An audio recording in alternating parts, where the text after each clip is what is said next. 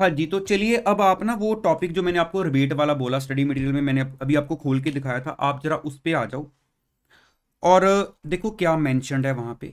ये चीज वैसे आपको ऑलरेडी हमने डिस्कस की हुई है क्लास में, रिबेट के बारे में, ये लेकिन अभी यहाँ पे थोड़ा सा और डिटेल में आ जाएगा। ठीक है, रिबेट सेक्शन है हमारा 87A।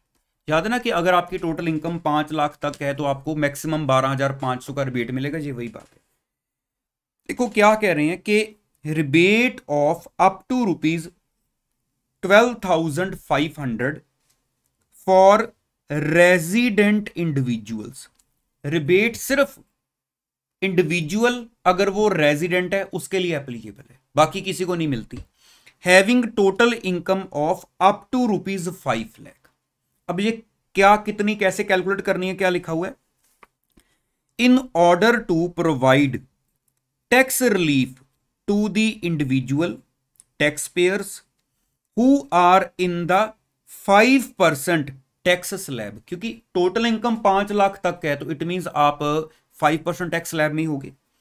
Section 87A provides a rebate from the tax payable by an assessee being an individual resident in India whose total income does not exceed ₹5 lakh. कि अगर आप इंडिविजुअल हो, इंडिया के रेजिडेंट हो और आपकी इनकम 5 लाख को एक्सीड नहीं कर रही है तो आप 87A में रिबेट ले सकते हो टैक्स की।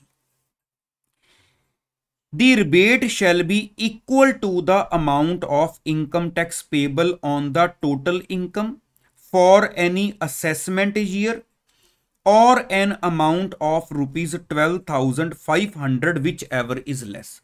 कि पहली बात तो आपकी इनकम 5 लाख तक है, अब आपने अपनी इनकम के ऊपर टैक्स कैलकुलेट किया, जो भी आपका टैक्स आया, ठीक है, या उसके comparatively 12,500 which ever is lower, आप वो रिबेट ले लो। ठीक है, उसकी रिबेट ले लो। ऐसा नहीं है कि आप सोचो कि मेरा टैक्स बन रहा है, सपोज कर लो 5,000 और मेरे को रिबेट मिलनी है इतनी, तो टैक्स कम है, रिबेट ज्यादा है, मैं 5,000 में से अगर इतनी रिबेट क्लेम करूंगा तो उल्टा मेरे को इनकम टैक्स वाले रिफंड भेजेंगे। ऐसे आपको पैसे नहीं मिलने कि इतनी, ये कोई हमें डिस्ट्रीब्यूशन नहीं हो रही कि उधर से पैसे आ रहे हैं। वो कहते हैं कि इतना मैक्सिमम रिबेट अलाउड है, यहां तक आपका टैक्स हम माफ कर देंगे, जितना टैक्स है वो माफ कर दो, लेकिन इससे ज्यादा नहीं हो। ठीक है, rebate under section 87A is allowed from tax payable before adding health and education cess on income tax. इसके ऊपर लिखो वेरी इंपॉर्टेंट कि जो आपकी रिबेट है 87A की, वो कितनी होगी? Is allowed from tax payable before adding. अभी आपने हेल्थ एंड एजुकेशन सेस नहीं ऐड करना, पहले रिबेट क्लेम करोगे उसके बाद वो आएगा आपका। वो भी नीचे एक आपको एग्जांपल भी दी हुई है, वहां पे जाके आपको पूरा क्लियर हो जाएगा। Further the aggregate amount of rebate under section 87A shall not exceed the amount of income tax as computed before allowing such rebate on the total income of the assessee with which he is chargeable for any assessment year। तो एक note दिया हुआ है कि rebate under section 87A is however not available in respect of tax payable at the rate 10% on long term capital gains taxable under section 111A। अब मान लो एक individual है, उसकी टोटल इनकम 5 लाख के अंदर है, हम बोलेंगे कि तुम अगर रेजिडेंट इंडिविजुअल हो तो 12,500 तक की रिबेट ले सकते हो 87A में। अब उस इंडिविजुअल के पास मान लो 112A वाली इनकम आ रही है लॉन्ग टर्म कैपिटल गेन, तो रिबेट 87A वाला सेक्शन कहता है कि अगर आपकी ये इनकम है तो इस इनकम के ऊपर जो टैक्स लगना है वहां से रिबेट नहीं मिलेगी आपको। सिर्फ इस पे मना किया गया और किसी इनकम पर नहीं, सिर्फ इस 112A वाली की कि rebate under section 87A is however not available in respect of tax payable at the rate 10% on long term capital gain taxable under section 112A। कि इस सेक्शन में 112A में जो आपकी इनकम है उसके ऊपर जो टैक्स लगेगा वो देना ही पड़ेगा, चाहे आप 5 लाख के अंदर हो, वहां से कोई 87A की रिबेट नहीं है। Health and education cess on income tax, अब आपको क्योंकि पता है वैसे 4% है, लेकिन पढ़ लो यहां से एक बार कि amount of income tax as increased by the union surcharge if applicable, क्योंकि सरचार्ज कैसे लगना है वो हमने देख लिया। मार्जिन रिलीफ अभी हमारा एक टॉपिक रह गया, वो नेक्स्ट लेक्चर में हम पढ़ेंगे, लेकिन सरचार्ज तो पता लग गया ना कि अगर एप्लीकेबल हो तो पहले आपका टैक्स के ऊपर सरचार्ज लगेगा। Should be further increased by an additional surcharge called health and education cess on income tax, तो calculated at the rate of 4% of such income tax and surcharge, कि जो आपकी इनकम टैक्स की amount उसके ऊपर surcharge लगा, अब इन दोनों के ऊपर मिलाकर 4% का हेल्थ एंड एजुकेशन सेस भी ऐड करो। Health and education cess is leviable in the case of all assessees, चाहे वो इंडिविजुअल है, एचयूएफ है, एओपी, बीओआई फर्म्स, जितने सारे हमारे कंपनीज वगैरह सबके ऊपर हेल्थ एंड एजुकेशन सेस लगेगा।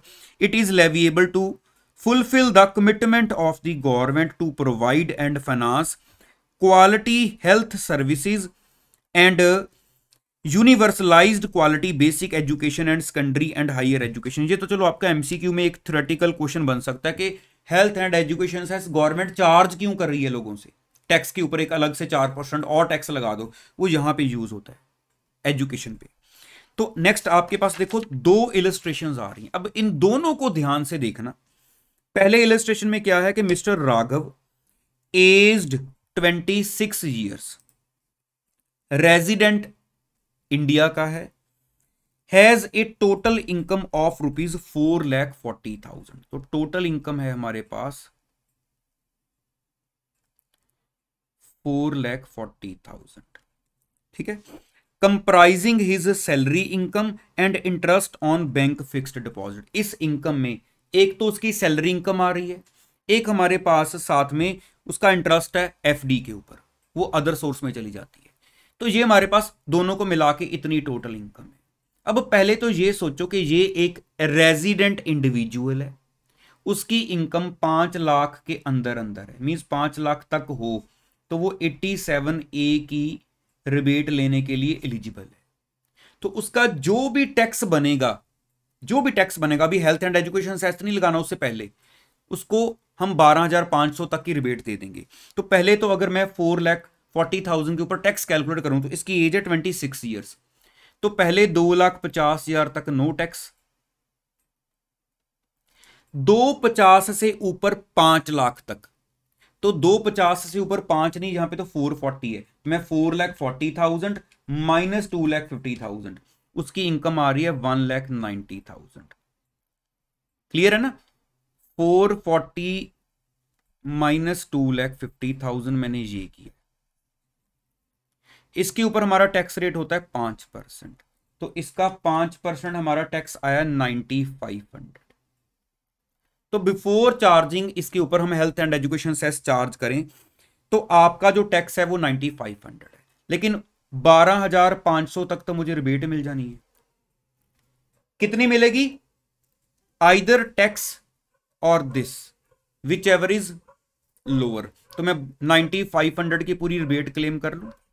इसकी प्रेजेंटेशन अपने मॉड्यूल में देख लेना कि जहां पे लिखा होगा कि लेस रिबेट अंडर सेक्शन 87 है कि लोअर ऑफ टैक्स पेबल और 12,500, तो आपकी जो नेट टैक्स लायबिलिटी है वो नील हो जाएगी कि आपको टैक्स नहीं देना पड़ा।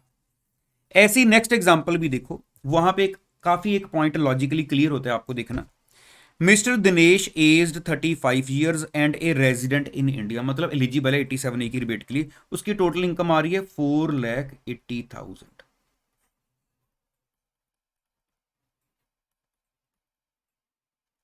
ठीक है, comprising of long term capital gains taxable under section 112, कहते ये सारी की सारी इनकम उसकी 112 सेक्शन की है, लॉन्ग टर्म कैपिटल गेन। ठीक है, लॉन्ग टर्म कैपिटल गेन में ये उसकी इनकम आ रही है। चाहे मैं आपको अभी ये बोलूं कि लॉन्ग टर्म कैपिटल गेन की इनकम के ऊपर टैक्स का रेट 20% होता है, लेकिन इसकी इन डेप्थ कैलकुलेशंस आपकी कैपिटल गेन वाले चैप्टर में जाके आएंगी, लेकिन अभी मैं आपको थोड़ा ऊपर से बता देता हूं कि जहां पे उन्होंने टैक्स कैसे कैलकुलेट किया है। ठीक है, कि अगर आप सोचो कि अभी इन डेप्थ चले जाएंगे, वो पॉसिबल नहीं है, पहले कैपिटल गेन चैप्टर करेंगे। लेकिन अभी सोचो उस बंदे की, रेजिडेंट इंडिविजुअल की एज 35 ईयर है, मिस्टर दिनेश की, टोटल इनकम 480 है, जिसमें सारी की सारी उसको लॉन्ग टर्म कैपिटल गेन की इनकम है 112 सेक्शन जो उसको कवर करता है, 20% टैक्स रेट।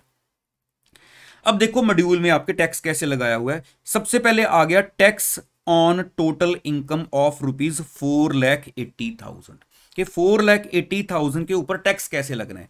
अभी आपके माइंड में होगा कि ये वाले रेट्स हमने पीछे पढ़ा था, इनकम टैक्स एक्ट में दिए होते हैं, तो ये फ्लैट 20% होता है कि सीधा लगेगा। लेकिन ये चीज हम हमारे कैपिटल गेन चैप्टर में जाके डिस्कस करेंगे कि अगर कोई रेजिडेंट इंडिविजुअल, ठीक है, रेजिडेंट इंडिविजुअल, अगर मैं ये बोलूं, ध्यान से मेरी बात को सुनना, यहां पे तो वर्ड आ गया लॉन्ग टर्म कैपिटल गेन। अगर मैं ये कहता कि उसकी इनकम सैलरी से है, तो आप टैक्स कैसे लगाते? स्लैब रेट के हिसाब से। अगर सैलरी होती तो स्लैब रेट के हिसाब से टैक्स लगाते कि 250 तक नो टैक्स, 250 से 5 लाख तक 5%, ये सिस्टम चलता। तो अभी है फ्लैट 20%, तो हमारा माइंड बोलेगा 480 पर 20% सीधा सीधा लगा दो। लेकिन अगर कोई रेजिडेंट इंडिविजुअल है और उसने अपनी स्लैब का बेनिफिट किसी और इनकम में नहीं लिया, अभी यहां पे इस क्वेश्चन में इस बंदे की कोई और इनकम नहीं है, सिर्फ लॉन्ग टर्म कैपिटल गेन है 480 का, तो जो स्लैब में हमारी बेसिक एग्जेम्पशन होती है 250 की, वो इसने यूज की किसी और इनकम के, मेरी स्लैब के हिसाब से ये इनकम है तो 250 तक नील, इसने कहीं यूज नहीं ना किया इस बेसिक एग्जेम्पशन को जो स्लैब हमें देती है। तो इट मीन ये 250 वाली बेसिक एग्जेम्पशन हम इसकी यहां पे यूज कर सकते हैं। लेकिन आप इससे ज्यादा इनडेप्थ पूछोगे तो मैं बोलूंगा कैपिटल गेन में जाके बताऊंगा।